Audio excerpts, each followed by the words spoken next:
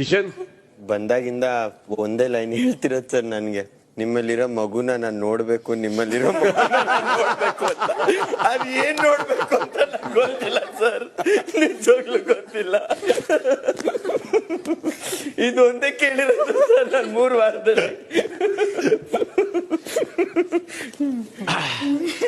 ಅವರಲ್ಲಿರೋ ಮಗುನ ನೀವ್ ಯಾಕೆ ನೋಡ್ಬೇಕು? ಸರ್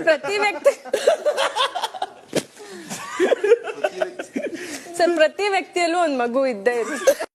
ಕಿವಿಲಿ ಗುಗ್ಗೆ ಪಗ್ಗೆ ಇದ್ರೆ ನೀಟಾಗಿ ಕೇಳೋದೇ ಇಲ್ಲ.